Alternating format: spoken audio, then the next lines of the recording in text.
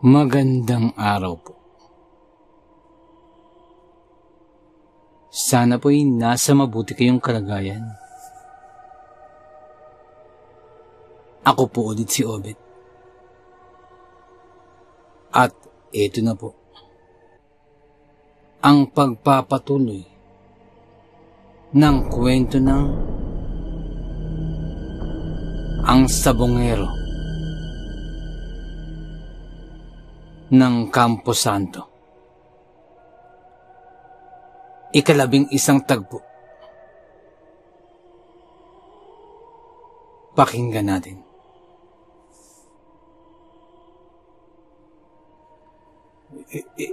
Hindi! Huwag na nating palampasin pa ang pagkakataon. Tingin ko ay nasa kondisyon na ang pulang tandang at handang-handa na siyang lumaban. Sambit pa ni Kuya Baldo. At sinundan pa yon ni Kuya Berto. Tama si Kuya Baldo.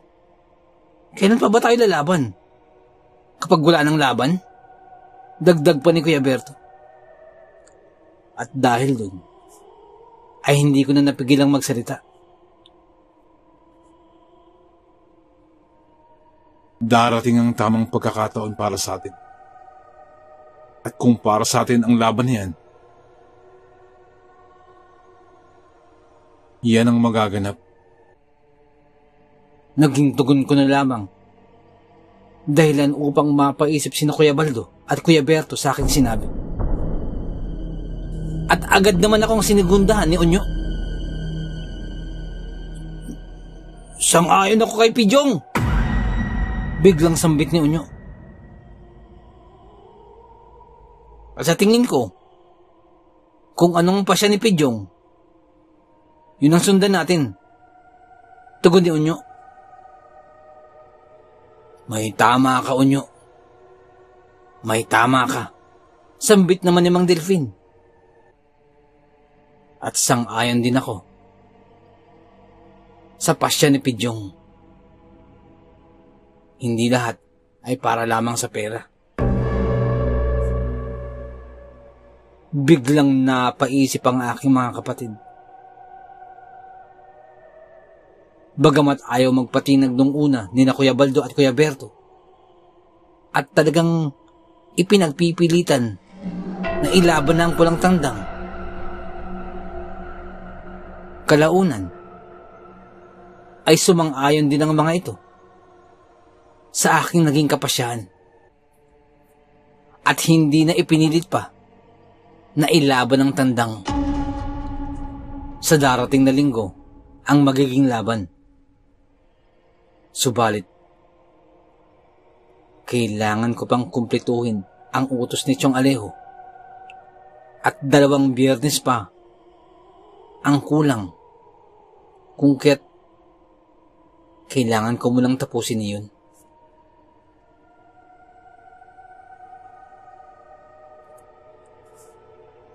Yun ang kailangan kong unahin. At nang minsan, nang nautusan ako ni nanay na magtungo ng bayan, ay dun tumambad sa akin ang napakalaking karatula na gawa sa kartolina. At tungkol iyon sa gaganaping sabong sa linggo. At mukhang malakihan nga talaga ang laban. At ang mga kalahok ay mga hindi ko kilala. Pero ang isa sa mga kalahok ay kaparehas ng aming apelyido. Malamang sa alamang, ito ang isa sa mga kamag-anak namin. Kung kaya't ganun na lamang ang kagustuhan nila kuya, na lumaban na agad-agad. At nang makita ko rin ang papremyo, ay maging ako ay parang nainganyo. Parang nainganyo na akong lumaban na dahil sa laki ng papremyo nito.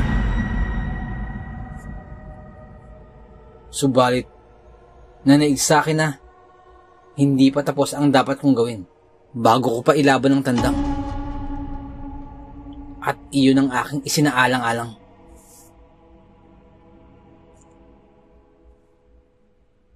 Sumunod na Biyernes ay ginawa kong muli ang iniutos ni Chong Alejo.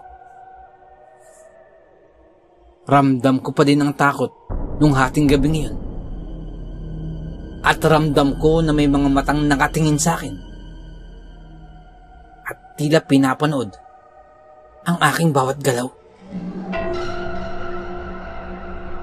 Subalit wala naman akong makitang ibang tao na nasa paligid.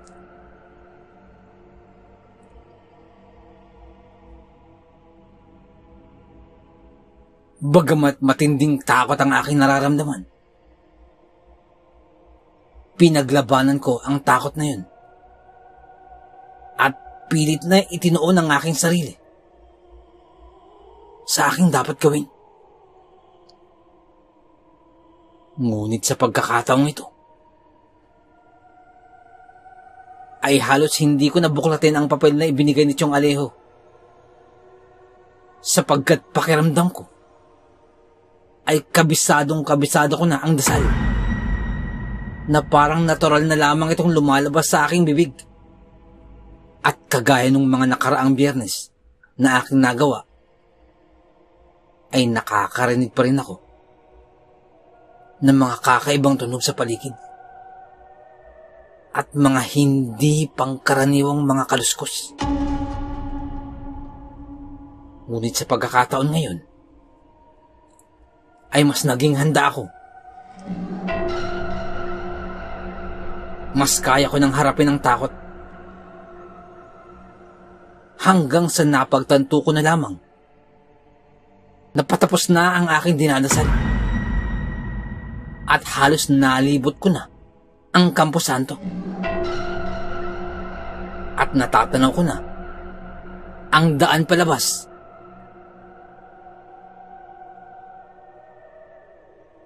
At nang palabas na ako,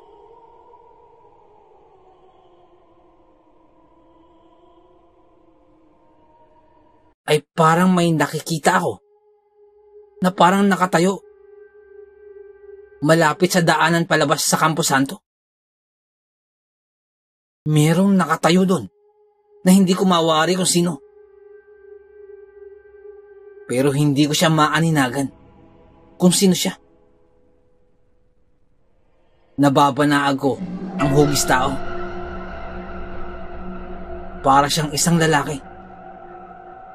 Ngunit kagaya ng sinabi ko kanina. Ngunit kagaya ng sinabi ni Chong Alejo sa akin, ay huwag lamang papansinin kung may makita ako o marinig na kakaiba. Kung kaya't yun ang aking ginawa. Pinilit ko na lamang ituon ang aking sarili na makalabas ng Campo Santo.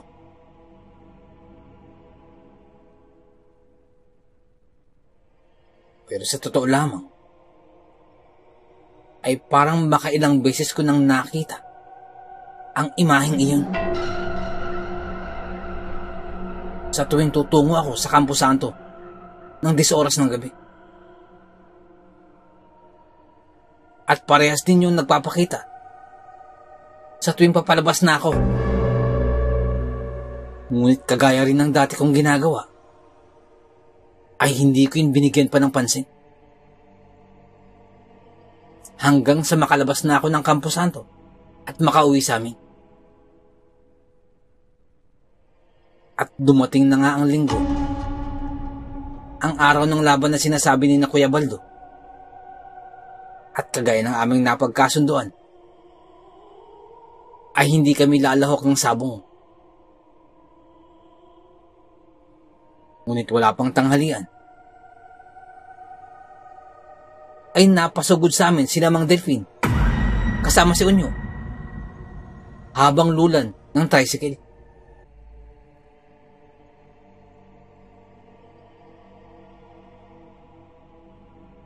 Habang sakay-sakay ng tricycle, papalapit pa lamang sa aming bahay, ay halos tumalo na ng tricycle si Unyo. "Pijong! Pijong! Pijong! Pijong! Pijong! Pijong! Hindi ka maniniwala sa aking ikukwento. Pijong! Sigaw pa nito. Pijong! Nanood kami ni Mang Delpin kanina sa ginanap na sabong sa bayan. Ngayon ko lamang nalaman. May bayad pala yun. Akala ko'y libre. Pero ayos lang naman. Ito ang kauna-unahan kong pagkakataong makapasok ng sabungan, Pijong. At napakaraming tao. At lintik ang sigawan ng mga tao. Walang humpay. Kabi-kabilaan. Ngunit bukod dun, Pijong,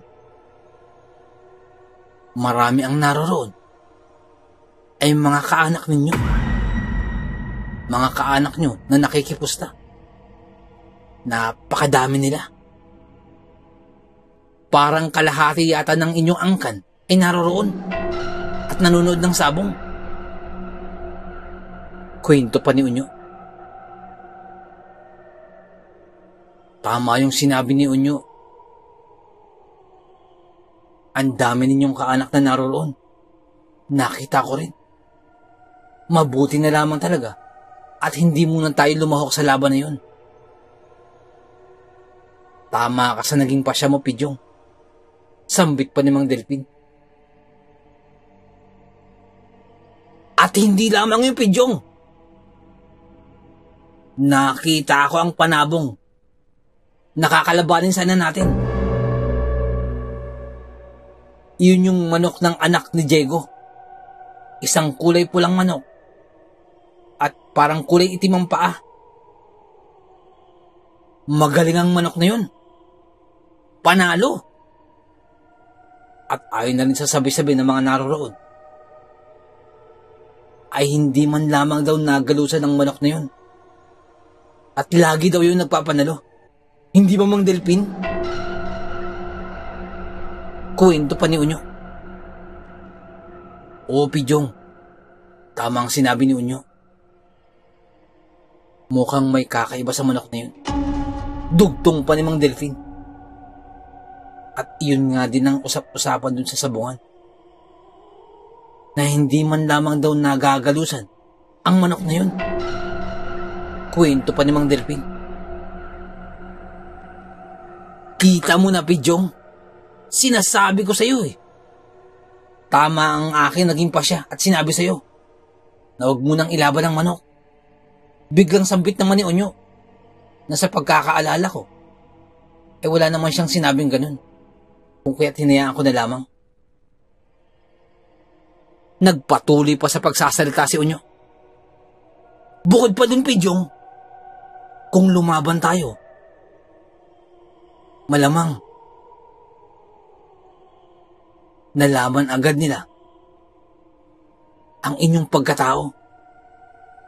Sa dami ba naman ng kaanak nyo na naroroon? Dagdag pa ni Unyo.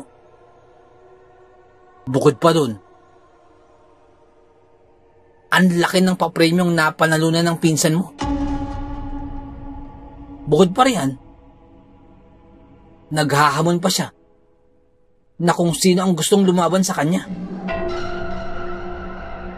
Kwento pa ni Unyo. Tama yun, Pijong. Tama ang sinabi ni Unyo. Yan din ang narinig ko. Kwento pa ni Mang Delpin. Pero hindi lamang yung Pijong ang nais naming ibalita sa'yo. Alam mo ba, na dahil sa dami ng nagpunta sa sabong na yung kanina, ay mukhang magkakaroon ulit ng laban. At gaganapin ito 2 linggo mula ngayon. Uulitin ang pasabong sa bayan. Dahil na rin sa dami ng nagpunta kanina. At karamihan pa na nagtungo ay mga taga-ibang lugar. Kung kaya't yan ang nais naming sabihin sa'yo, Pijong. Magkakaroon ulit ng laban. 2 linggo mula ngayon. Yan ang balita namin sa iyo. Kwento pa ni Unyo. At saka pa labang ako nagsalita. Ganun bang nangyari, Unyo? Unyo, pakiusap ko sa'yo. Makikisuyo lamang ako. Na manood ka ulit sa gaganapin na sabong na yun. At kapag maghamon ulit ang anak ni Chong Diego, ay tanggapin mo ang hamon. Bigla kong sambit na labis ikinagulat ni Namang Delphine at Unyo. Ano ka mo, Pidyong? Bakit ko gagawin yun? Tugon ni Unyo. Alam mo bang wala pang tumatalo sa manok na yun? Kahit sino dito ay walang gustong lumaban sa manok na yun. Sigurado ka ba yan sa sinasabi mo, Pidyong? Tanong pa ni Unyo. Tama nga naman, Pidyong. Baka nabibigla ka lamang. Alam mo ba, usap-usapan maging sa pilahan ng tricycle na wala nang nais pang lumaban sa pinsan mo. Lahat natatakot sa manok na ito. At wala pa raw talo ang mga manok na ito kahit isa. Kung kaya't wala nang naglalakas loob na lumaban din. Dagdag pa ni Mang Delphine. At ang balita pa, bukod pa riyan, usap-usapan dun sa pilahan ng tricycle na parang may saagimat daw na inilalagay sa manok na yun. Kung kaya't hindi raw ito nasusugatan. Dagdag pa ni Mang Delphine. Narinig mo ba yung Pidyong, yung sabi ni Mang Delphine? Biglang sambit ni Unyo. Kung itutuloy ko yung sinabi mo, baka tayo naman ang malagay sa alanganin yan. Dagdag pa ni Unyo. Ilang sandali pa ay nagsipagdatingan na sina Kuya Baldo at Kuya Berto nang mapansing nag-uusap-usap kami ni na Unyo at Mang Delphine. At maging sila ay nakisali na sa usapan. At nang marinig ang sinabi ni Mang Delphine, ay agad sumang-ayon sina Kuya. Tama, Pidyong. Tama lang ang desisyon mo na huwag muna tayong lumaban. Masyadong magaling ang manok ni Lucio. Sambit ni Kuya Baldo. Si Lucio, siya yung anak ni Chong Diego na siyang pinsan nila tatay. At parang pinsan din namin si Lucio. At parang pangalawang pinsan namin si Lucio. Ilang sandali pa, ay nagsalita muli si Kuya Berto. Pidyong, tama ang usap-usapan na yun na sinabi ni Mang Delphine. Narinig ko rin yan. Dagdag pa ni Kuya Berto. O, di ba? Sinasabi ko siya, Pidyong, na iniiwasan talaga ng kahit sino na makalaban niyan si Lucio. Walang sino man ang naglalakas loob na kalabanin siya rito. Lalo sa atin. Sapagkat kilala sila kung sino sila rito pagdating sa sabong. Dagdag pa ni Unyo. Dahil doon ay nagsalita muli ako. Kuya Baldo, Kuya Berto, Mang Delphine,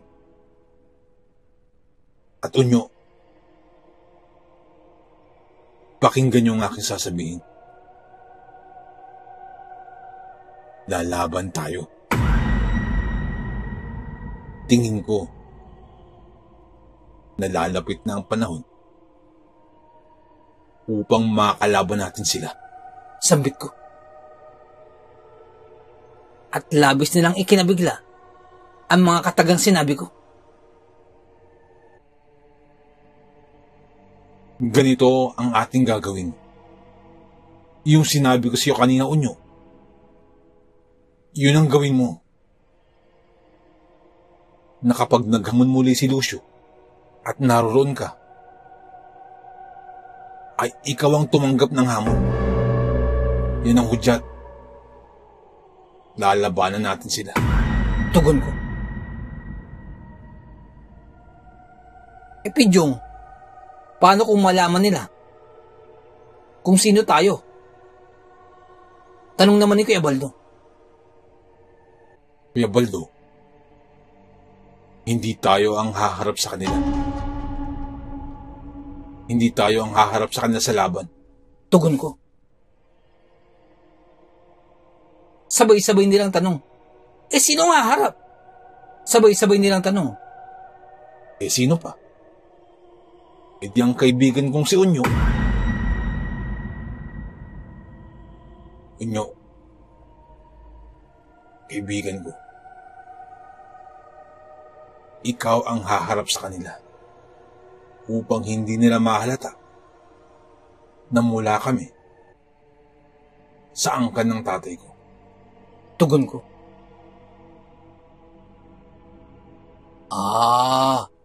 Ayun lang pala eh. Di sige, ako ang haharap. Ako ang bahala. Gagawin ko yan para sa'yo, Pidyong. Tugon naman ni Unyo. Unyo, paano mo naman gagawin yun? Tanong ni Kuya Berto.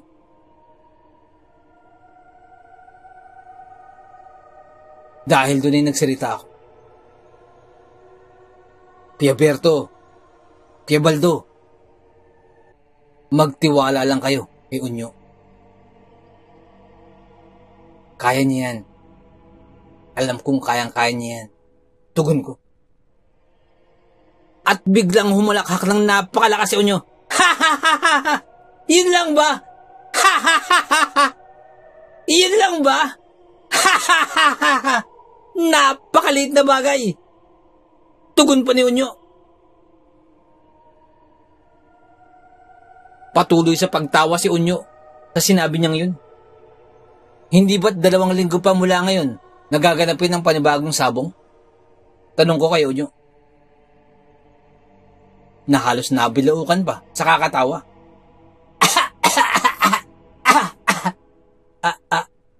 Oo, Pidyong, tama ka.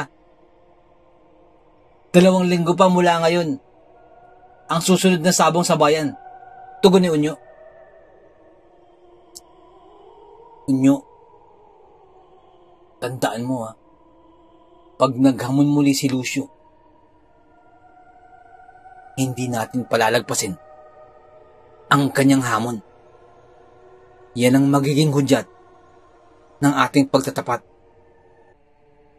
At huwag kayong matatakot. Huwag kayong mag-alala. Magtiwala kayo na tayo ang mananalo. Sambit ko. Gagawin natin ang nararapat at babawiin lamang natin ang nararapat na nasa atin. Sambit ko.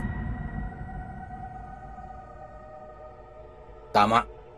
Tama ka, Pidyong. Sabihin mo lamang din kung ano ang aking maitutulong. Sambit pa ni Kuya Berto.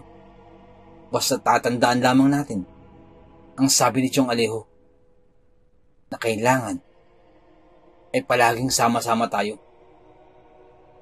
Walang hihiwalay. Magkakasama tayo palagi.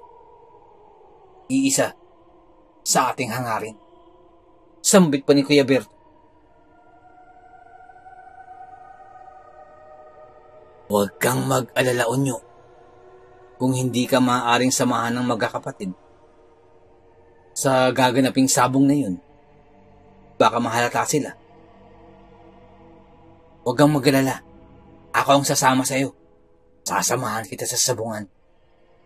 Sambit pa ni Mang Delfin. At natapos na ang aming usapan tungkol doon.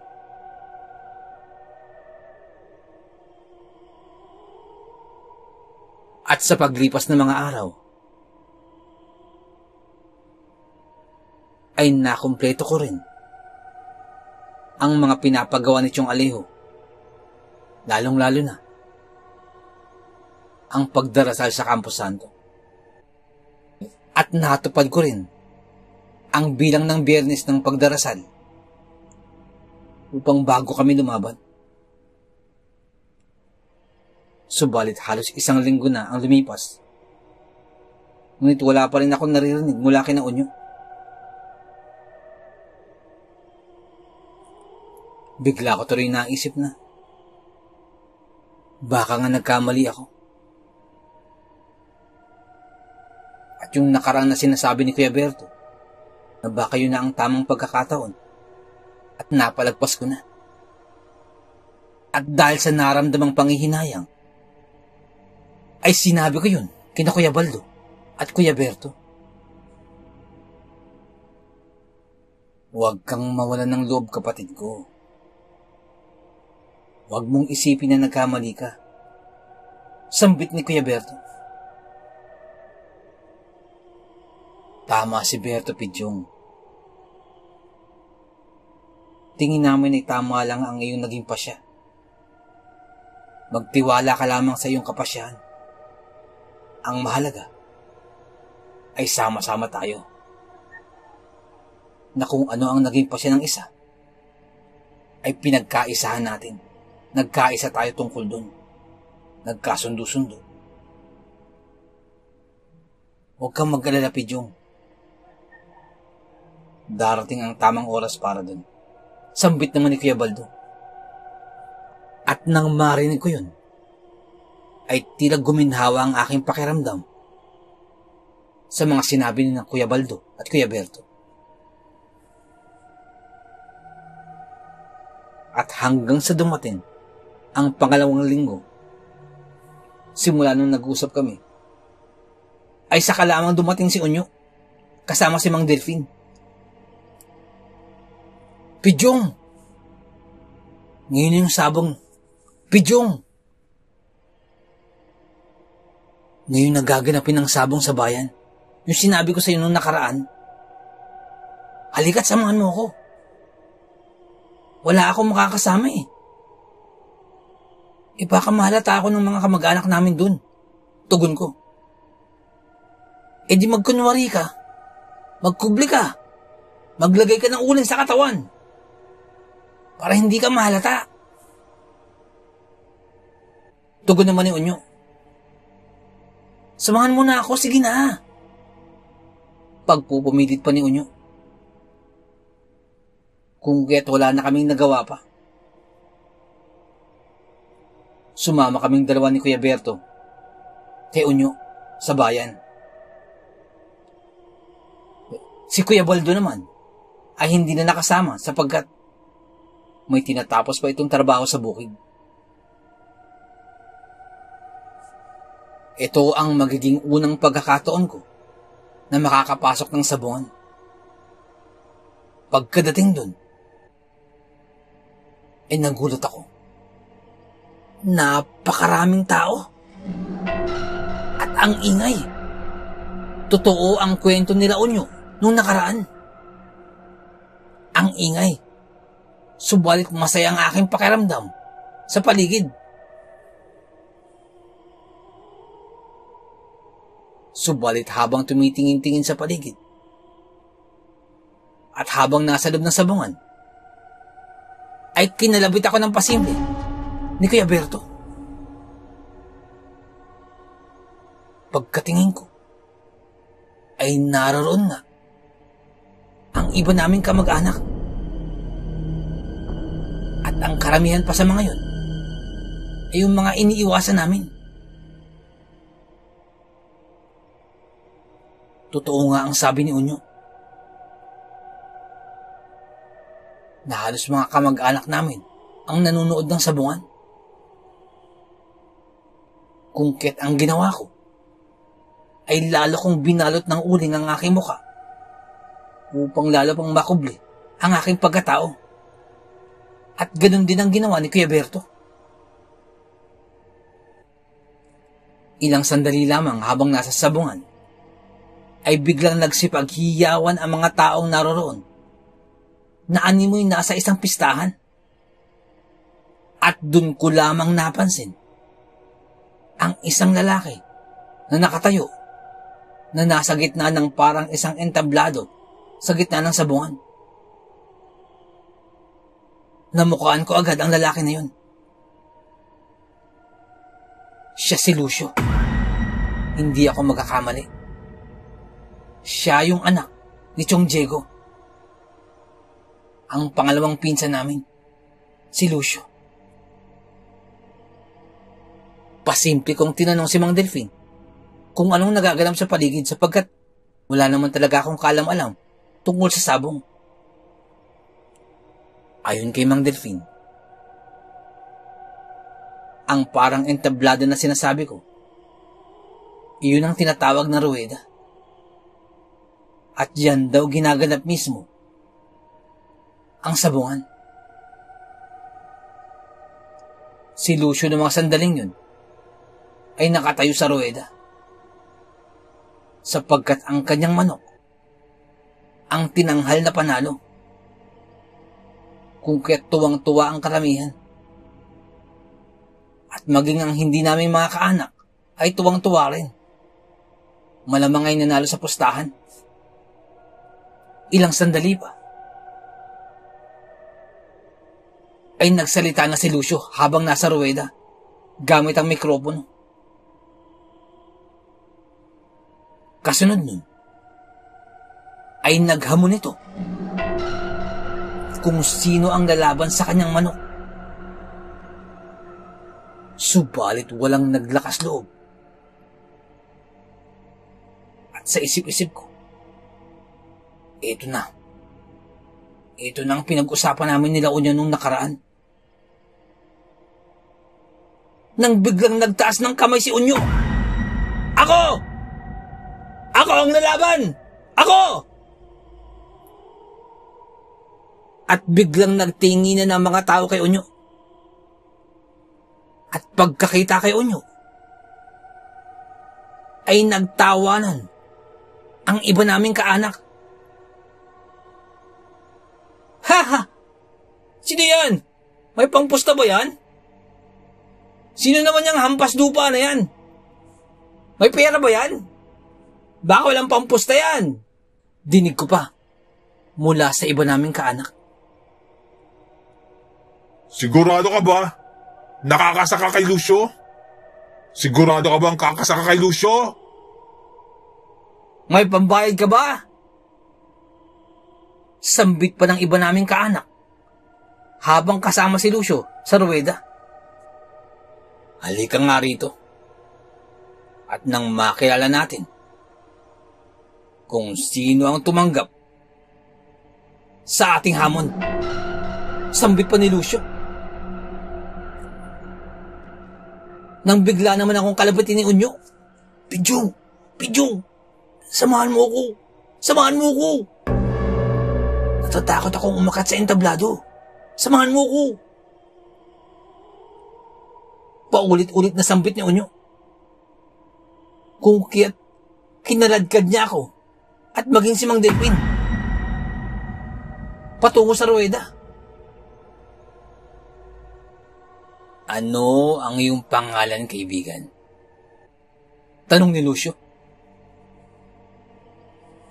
At nang pasagot na si Unyo, ay kamuntikan niya pang masabi ang kanyang tunay na pangalan. Ako po si Julian Barona. Yan ang aking pangalan. Tugon ni Unyo.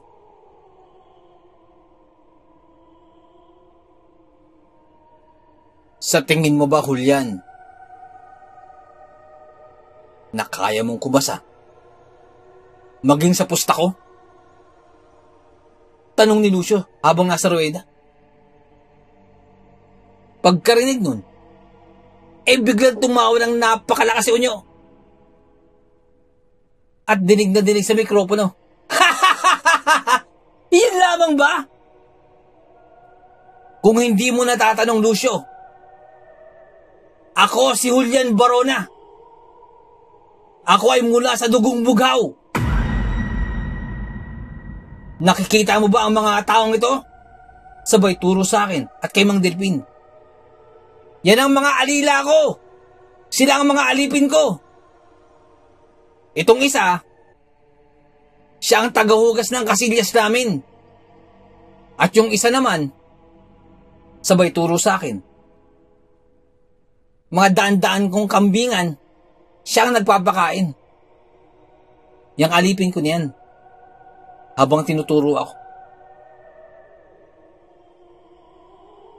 At sa sinabing yun ni Unyo, ay biglang napatahimik ang mga nagtatawanan sa paligid. Bakit, Lucio? Magkano ba ang iyong pusta? Tanong ni Unyo.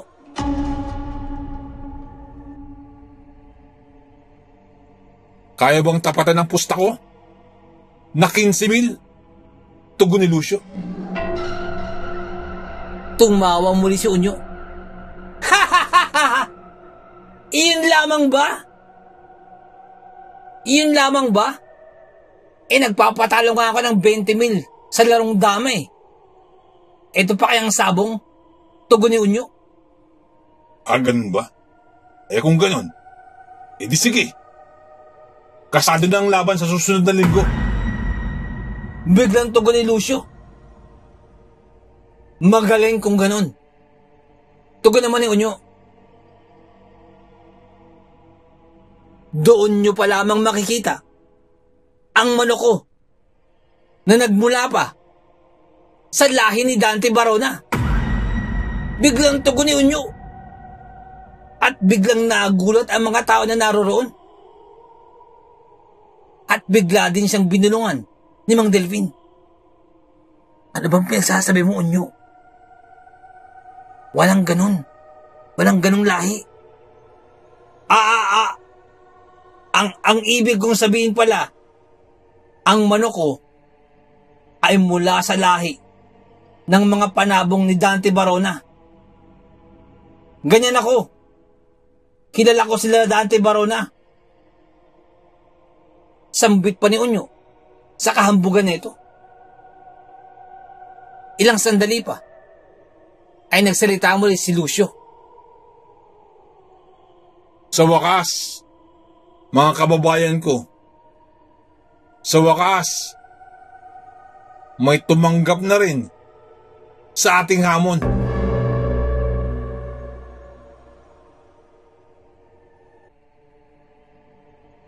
At magaganap ang laban na ito sa susunod. Tugon na lamang ni Lucio. Nang ilang sandali pa, ay may lumapit na isang lalaki at nagtanong sa akin. Iho, parang may kamukha ka. Parang namumukhaan kita. Tanong ng lalaki sa akin. Dahil doon ay bigla akong kinabahan. Iho, tatay mo ba si Gaspar? Tanong nito sa akin. Kung kaya't lalo akong kinabahan. Baka namukhaan na ako. Mukhang namukhaan na ako dito. Dahil doon ay biglang sumagot si Unyo. Hindi ko tatay si Gaspar. Ang tatay ko ay si Baltasar. At ang nanay ko ay si Melchor. Melchora pala. Yun ang nanay ko. Kaya walang Gaspar dito. Tugon pa ni Unyo. At dahil doon, ay umalis na lamang ang lalaking nagtanong sa akin. At tila nabaliwala ang kanyang mga tanong.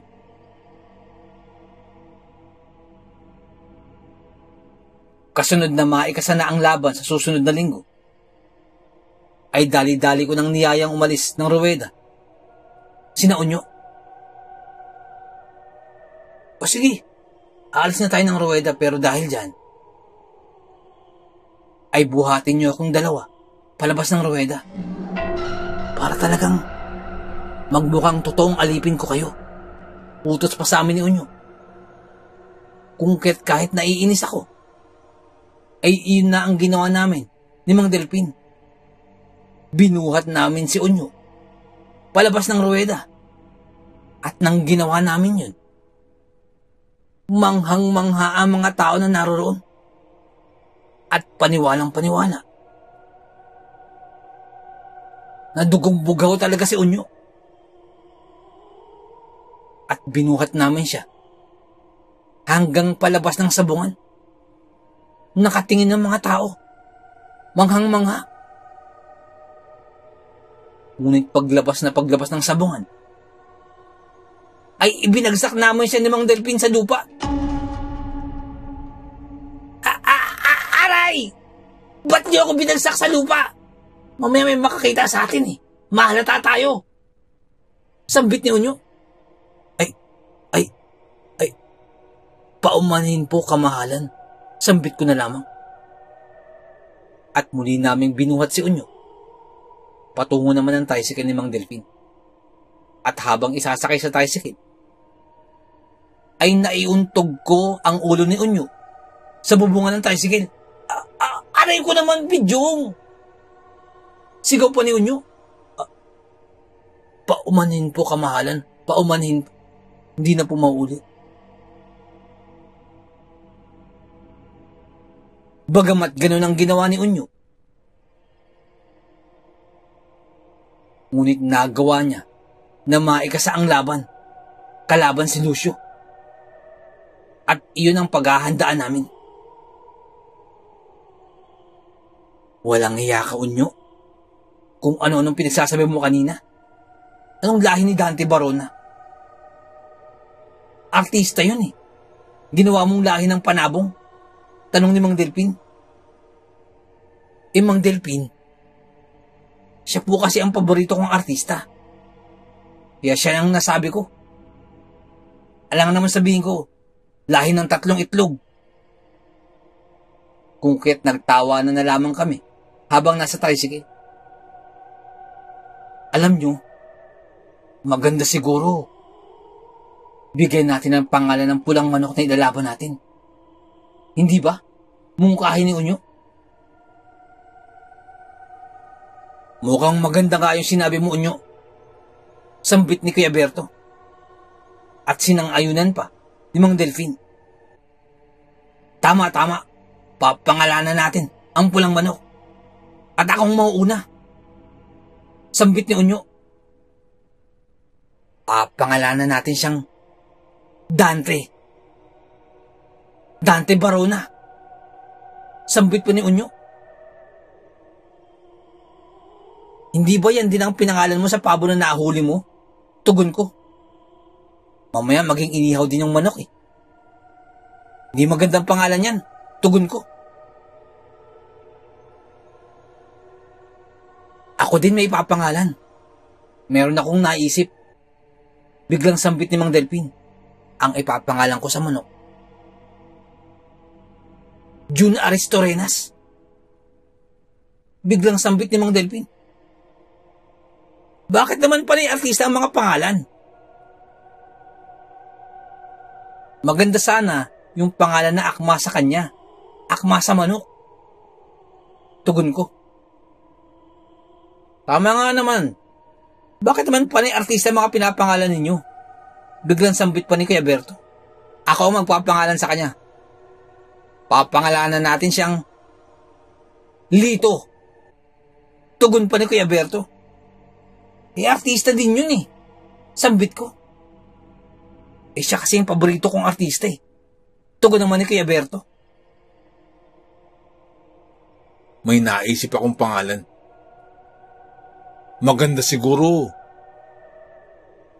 Pangalanan natin ang pulang manok na Labuyo. Mungkahi ko. Labuyo. Mainit. Matapang. Kumakagat ang anghang. Walang inaatrasan. Sambit ko. Nang biglang nagsalita si Unyo.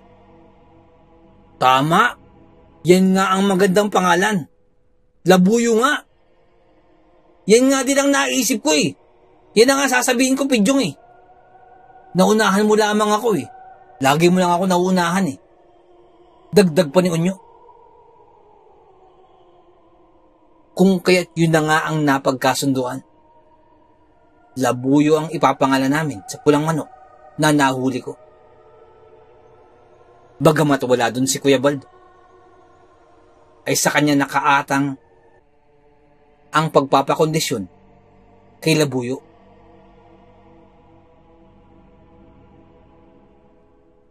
At sumunod na linggo, diyan nagaganapin ang laban. Kung kaya't pagpatak ng hating gabi ng linggo, ay palihim ko nang kinuha si Labuyo sa kanyang kulungan. At binitbit ko ito patungo sa Campo Santo, kagaya ng utos ni Chong Alejo. Pagkadating ko sa Campo Santo, kung dati ay katakot-takot na nervyos ang aking nararamdaman, ngayon ay nalalabanan ko na ito.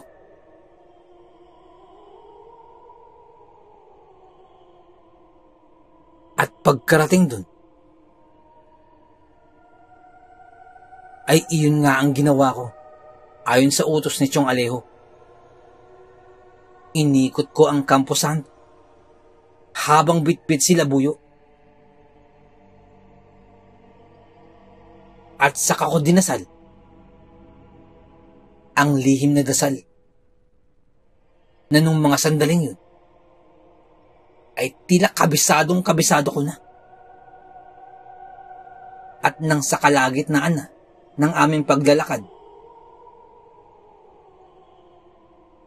ay walang ano-ano, ay biglang tumilaok si Labuyo. At tila bigla itong tumapang nang walang kadahilanan.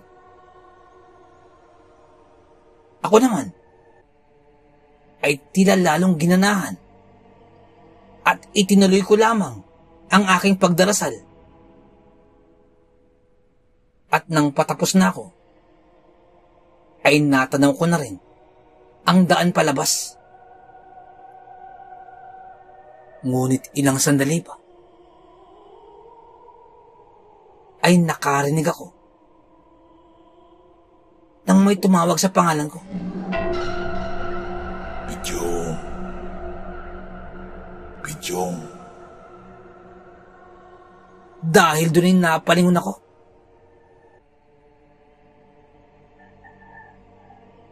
Sapagkat nakilala ang pangalan ko. Pagkatingin ko, ay nakita ko ang isang imahe ng lalaki. Pagkatingin ko, ay siya rin yung imahe ng lalaki nang nakita ko nung nakaraan. Ngunit sa pagkakataong ito, medyo naaaninagan ko na ang imahe ng lalaki na yun.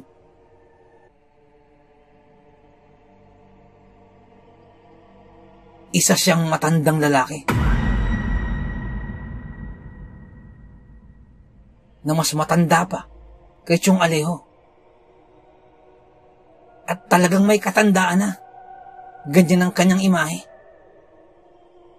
Nakatayo lamang siya sa gilid ng daraanan. Ngunit sa kabila nun, ay nagpatuloy lamang ako sa paglalakad.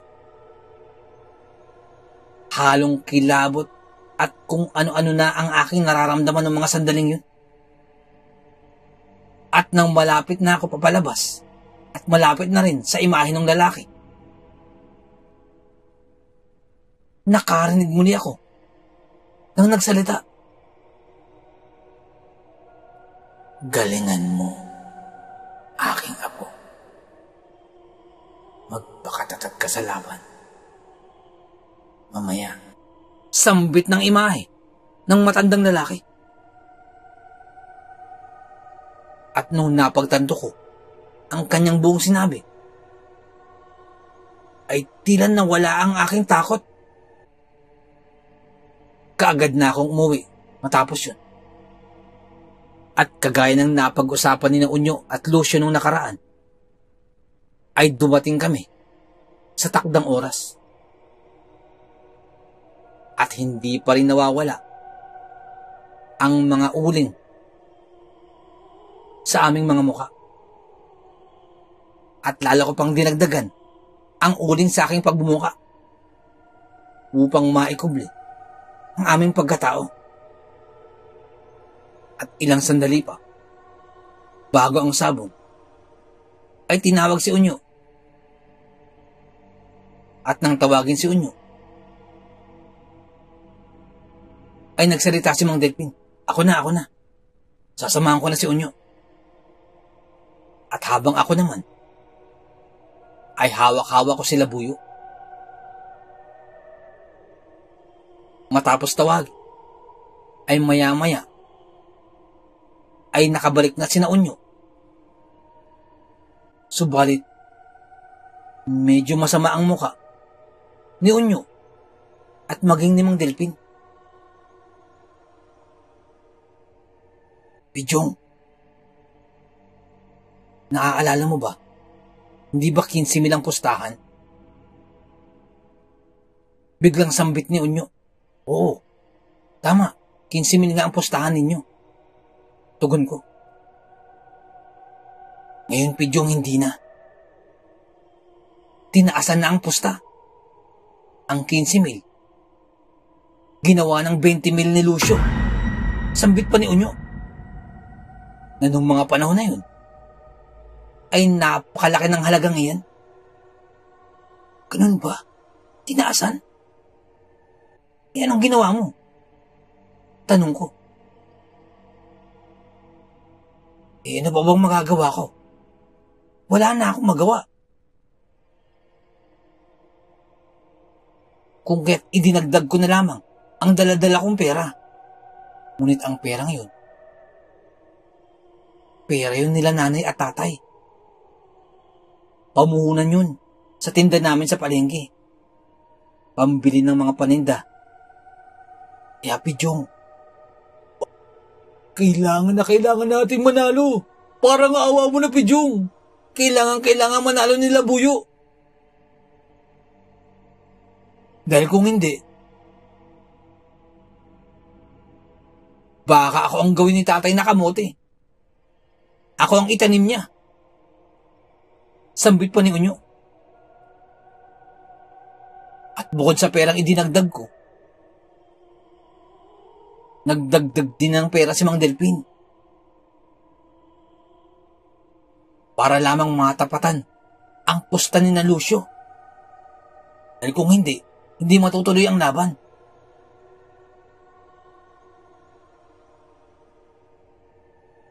Alam mo ba, Pijong, ang perang ipinandagdag ni Mang Delpin, pambili dapat yun ng sidecar. Sapagkat halos humiwalay na ang sidecar ng tricycle ni Mang Delpin sa kalumaan. Kung kaya, Pijong, dapat tayong manalo dito. Utang na loob, Pijong. Kailangan nating manalo. At halos lahat ng pumusta sa labang ngayon ay nakataya sa manok ni Lucio. At wala man lamang tumaya kay Labuyo. Maliban lamang sa amin.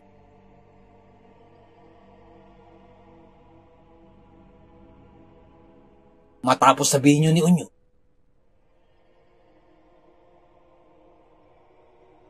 magtiwala ka lamang, Unyo. Naging tugon ko na lamang habang tinatarian ko si Labuyo. At kasado na ang laban.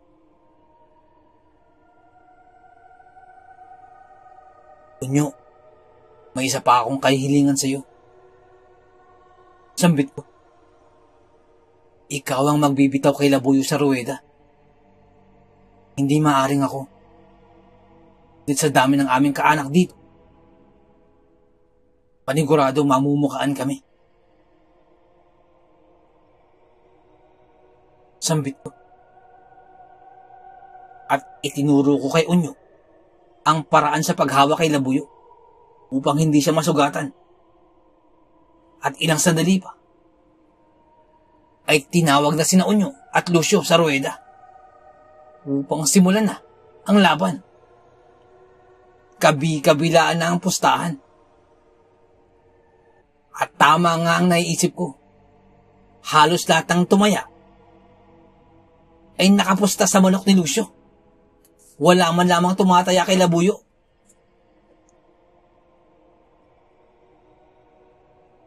Pagkasampa sa ruweda, ay kitang-kita ako ang nervyos ni Unyo. Todo-todo ang kanyang kaba. At bahagya pa siyang inaalaska ng iba naming kaanak na nasa panig ni Lucio. Ha! Yan ba ang dugong bugaw? Mukhang dinuguan yan eh. Sigaw pa ng mga ito. At ilang sandali pa, ay naghudyat na ang parang referee na ayon kay Mang Delpin ay ang tinatawag na sentensyador. Naghudyat na ang sentensyador sa pagsisimula ng laban. At ibinitaw na ni Lucio ang kanyang manok na isang kulay pulang manok din. Subalit mas matingkad ang pagkapula nito kumpara kay Labuyo. Si Unyo naman ay tila hawak-hawak pa rin si Labuyo. Kinakabahan. At parang hindi malaman kung paano bibitawan ang manok. Sinisigawan na si Unyo. Ibitaw mo na ang manok! Bitawan mo na! Hindi marunong! Bitawan mo na! Pulpul pala yan eh! Bitawan mo na! Pinagtatawanan si Unyo habang nasa ruweda. At dala ng kanyang pagkataranta, ay bigla na lamang niyang inihagi si Labuyo sa ruweda.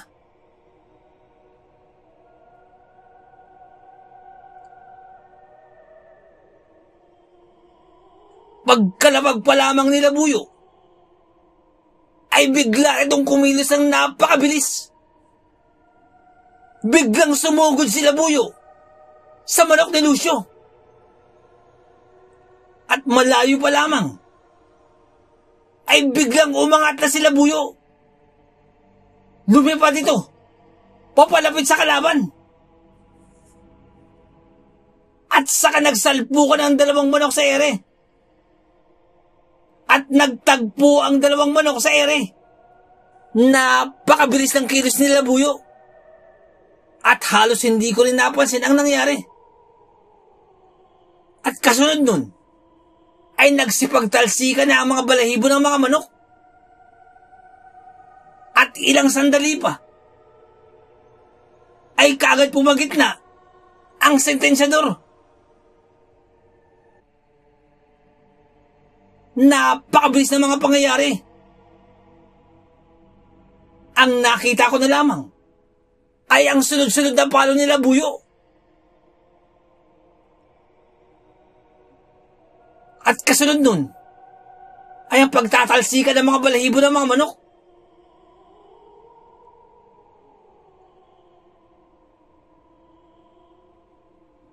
At kasunod nun, ang nakita ko na lamang na nasa ruweda. Kasunod nun, ay nakita ko na lamang na hawak-hawak na ng sentensyador ang dalawang manok. Si Labuyo at ang kalaban na ito, hawak-hawak na ng sentensyador. Ngunit tuloy-tuloy ang pagtuka ni Labuyo sa kalaban na itong manok. At ang manok ni Lucio ay nakalaylay na ang ulo. Nang makita namin yun, biglang natahimik ang mga tao sa sabungan. At halos lahat ng mga ito ay nakapusta sa manok ni Lucio. At nung mga sandaling yun, nakaawang ang kanilang mga bibig at tila hindi makapaniwala sa nangyari. Maging ako ay hindi ko rin masabi kung ano nga bang nangyari.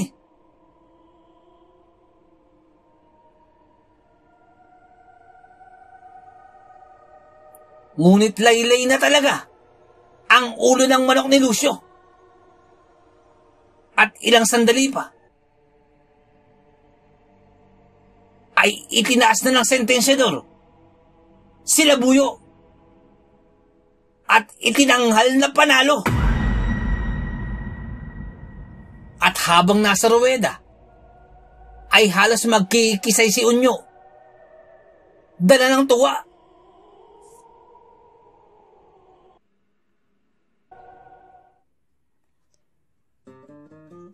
Nais ko lamang pong magpasalamat sa lahat po ng sumusuporta sa ating channel. Sa lahat po ng ating mga subscribers. Sobrang salamat po sa lahat po ng ating mga silent listeners. Maraming salamat po. At sobrang salamat din po sa suporta, sa pakikinig po at patuloy po na pagsuporta sa ating channel. Lalong-lalo na po sa mga matatagal na pong tagapakinig ng ating channel. Mga OFW listeners po na mula po sa iba't ibang panig po ng mundo. Maraming salamat po.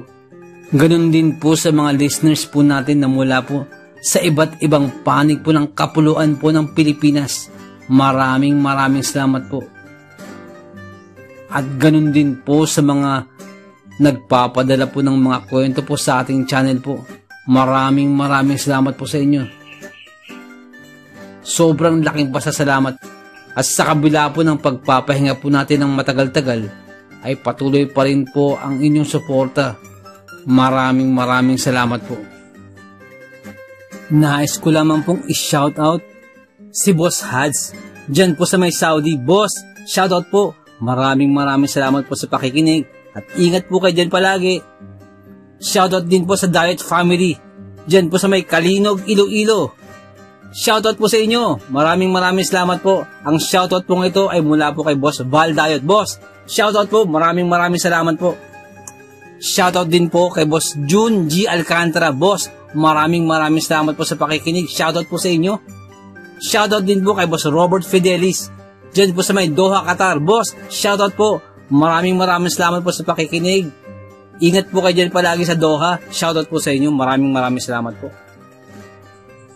Nais ko lamang pong i-shoutout si Ma'am Annabel Apruebo. Pasensya na po at hindi ko po kayo na-i-shoutout agad, ma'am. Shoutout po sa inyo. Maraming salamat po. Ganun din po kay Boss Baby Langka. Maraming salamat po. Kay Ma'am Annie Viloria, maraming salamat po. Kay Ma'am Mary Asilar dyan po sa may UK, maraming salamat po. Kay Ma'am Janet Verga dyan po sa may Qatar, maraming salamat po. Kay Ma'am Liza Arcega, maraming salamat po. At shoutout din po sa Manhattan Hamburger and Restaurant dyan po sa may Bocandalia 3, Imus, Cavite. Maraming salamat po. Shoutout po sa inyo. Kay Boss Fernando Marcos dyan po sa may Antipolo, maraming salamat po. Kay Ma'am Christy Harm dyan po sa may Hamburg, Germany, maraming salamat po. Kay Tata Estong Nestor Bauyon dyan po sa may London, England. Kay Boss Hads dyan po sa may Saudi, maraming salamat po.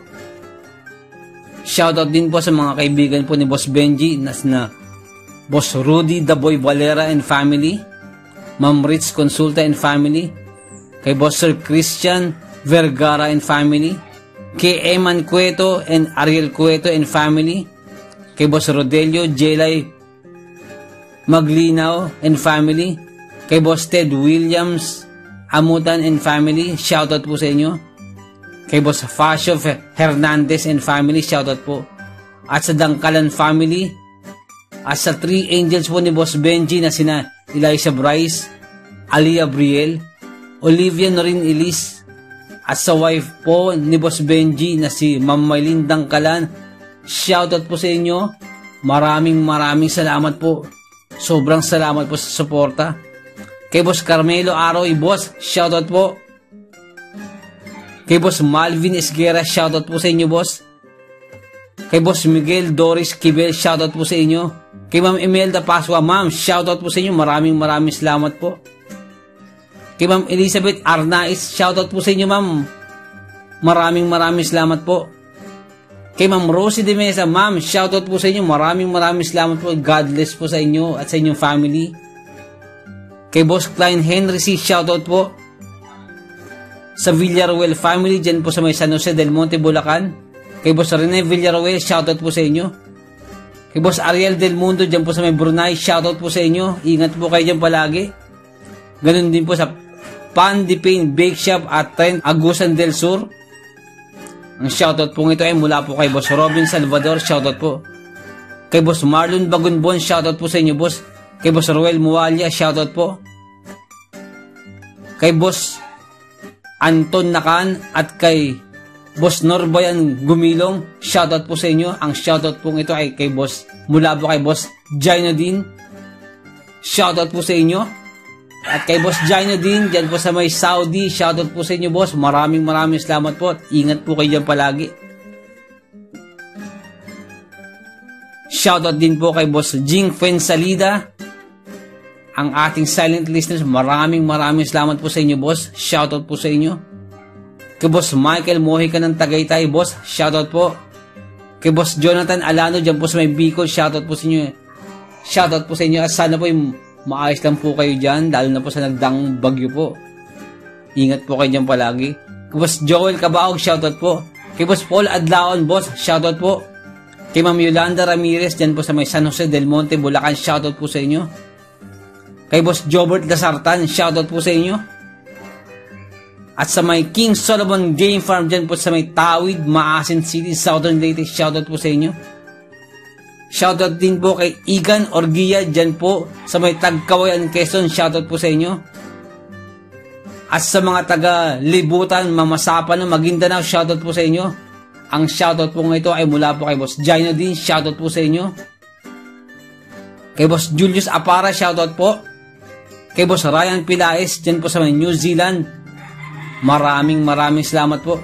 Isa po sa ating mga silent listeners, maraming salamat po, boss. Kay Boss Bernard Pineda, boss, shoutout po. Shoutout din po sa mga Catmon Boys, dyan po sa may Makati. Ang shoutout po ito ay mula po kay Boss Rene Villarreal. Maraming salamat po. Shoutout po sa inyo. Shoutout din po sa Salvador family, kina Donna Salvador, Andrea Von Salvador, Alita Salvador, at kay Kaiska Salvador. Mga silent listeners po natin dito sa may Pundisyon, Santa Cruz, Angat, Bulacan, shoutout po sa inyo. Ang pagbati po ito ay mula po kay Boss Randy Salvador. Boss, shoutout po, maraming salamat po. Shoutout din po kay Ma'am Vilma Verano, dyan po sa may Banawa, Cebu City. Ang shoutout po ito ay mula po kay Boss Ruel Verano. Shoutout po. Ang shoutout po ito ay mula po kay Boss Ruel Verano. Shoutout po. Daghang salamat, boss. Shoutout din po sa family po ni Boss Aquila Misahon, dyan po sa may Barangay Niogan, Pililla, Rizal. Shoutout po at maraming salamat po. Nais ko lamang pong i-shoutout si Boss June Tupas. Boss, shoutout po, maraming salamat po. Nais ko lamang din pong i-shoutout ang asawa po ni Boss Val Dayot, dyan po sa may Barangay Banban, Kalinog, Iloilo. Maraming salamat po. Shoutout po sa inyo dyan. Nais ko lamang pong i-shoutout si Boss June Tupas at sa mga kasamahan po niyang mga pulis dyan po sa may Tarlac City Police Station. Maraming salamat po sa pakikinig. Shoutout po sa inyo. Ingat po kayo yan palagi. Shoutout po sa inyo mga boss. Salamat po. Nais ko lamang pong i-shoutout si Chief Engineer ng LCT 908, Chief Engineer John Moises Tampos Bungkawil. Boss, shoutout po. Maraming salamat po sa pakikinig. Shoutout po sa inyo. Ingat po kayo dyan palagi. Shoutout din po sa mga kaibigan po ni Boss Benji. Boss, shoutout po. Maraming salamat po sa pakikinig. Shoutout po sa inyo dyan. Ingat po kayo palagi. Kay Boss Rudy Daboy Valera, kay Boss Rich Consulta, kay Boss Christian Vergara, kay Boss Ted William Amutan, kay Boss Rodel Jelay Maglinaw, shoutout po sa inyo. Kay Boss Pasio Hernandez, shoutout po sa inyo. Kay Boss Eman Cueto, shoutout po sa inyo. Kay Boss Ariel Cueto, shoutout po. At sa bayaw po ni Boss Benji, na si Boss James Mariano, at ang kanyang pamilya po, family po ni Boss James Mariano, shoutout po sa inyo. At sa 3 lovely angels po ni Boss Benji na sila Eliza Bryce, shoutout po sa inyo. Aliyah Briel, Olivia Norin Elise, at sa wife po ni Boss Benji na si Ma'am Maylin Dangkalan, shoutout po sa inyo. At sa lahat po ng nakikinig dyan po sa may Darasa, Tanawan City, Batangas, shoutout po sa inyo. Maraming salamat po sa pakikinig, shoutout po sa inyo. At kay Boss Benji po, shoutout po. At sa Dangkalan family, at sa buong kapuluan po ng Pilipinas, shoutout po sa inyo. Maraming salamat po. Boss Benji, shoutout po sa inyo. Maraming salamat po sa inyo. Nais ko lamang pong i-shoutout si Boss Hads, dyan po sa may Saudi. Shoutout po sa inyo, boss. Ingat po kayo dyan palagi. At maraming salamat po sa pakikinig. Shoutout po sa inyo. Maraming salamat po. At sa mga hindi ko po nabanggit, pasensya na po. Sa next po na shoutout, i-shoutout po natin yan. Maraming salamat po ulit sa inyo.